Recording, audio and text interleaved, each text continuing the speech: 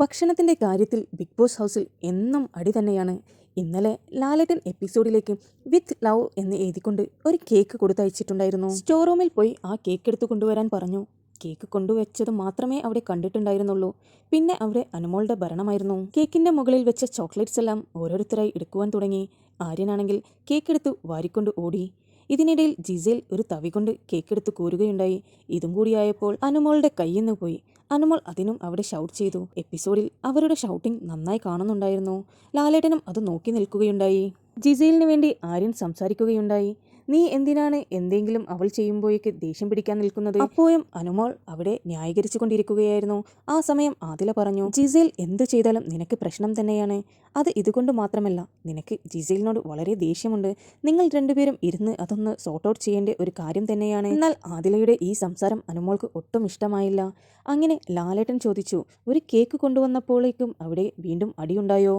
ഇങ്ങനെയാണെങ്കിൽ കട്ട് ചെയ്ത് കൊണ്ടുവരേണ്ടി വരുമോ എന്നാണ് ലാലേട്ടൻ ചോദിച്ചത്. ഇത് കേട്ടപ്പോൾ അനുമോൾ പറഞ്ഞു, അത് തന്നെയായിരിക്കും ലാലേട്ട നന്നാവുക എന്ന്. അപ്പോൾ ലാലേട്ടൻ ചോദിച്ചു, അങ്ങനെയാണെങ്കിൽ ഇവിടേക്ക് സാധനങ്ങൾ കൊടുത്തയക്കാതിരിക്കുന്നതായിരിക്കുമോ നന്നാവുക എന്ന് ചോദിച്ചപ്പോൾ അനുമോൾ പറഞ്ഞു, എന്നാൽ അതാണ് നല്ലത്. ഇവിടെ സാധനങ്ങൾ കിട്ടുമ്പോഴാണ് കൂടുതൽ പ്രശ്നമെന്നാണ് അനുമോൾ പറഞ്ഞിരിക്കുന്നത്. ഇത് കേട്ടപ്പോൾ ആദില എണീറ്റ് പറഞ്ഞു, അനുമോൾക്ക് വേണ്ടെങ്കിൽ വേണ്ട, ഞങ്ങൾക്കെല്ലാവർക്കും വേണം ലാലേട്ട എന്നാണ് ആദില പറഞ്ഞിരിക്കുന്നത്. ആ സമയം ലാലേട്ടൻ പറഞ്ഞു, അവിടെ എപ്പോഴും ഭക്ഷണത്തിൻ്റെ പേരിലാണ് അടികൂടുന്നത്. ഇത് പുറത്തുനിന്ന് കാണുന്നവർ വിചാരിക്കും ഞങ്ങൾ നിങ്ങൾക്ക് ഒരു ഭക്ഷണവും തരാതെ അടച്ചിടുകയാണെന്ന്.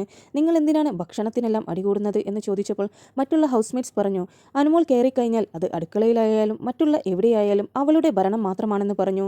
ഇത് കേട്ട ലാലേട്ടൻ പറഞ്ഞു, അനുമോൾ നിങ്ങൾ എന്തിനാണ് അങ്ങനെ ചെയ്യുന്നത്? നിങ്ങൾക്ക് വേണ്ടിയ കേക്കെടുത്ത് അവിടെ നിന്ന് മാറി നിന്നാൽ പോരെ? ബാക്കിയുള്ളത് അവർ എന്തെങ്കിലും ചെയ്തോട്ടെ എന്ന് കരുതിക്കൂടെ?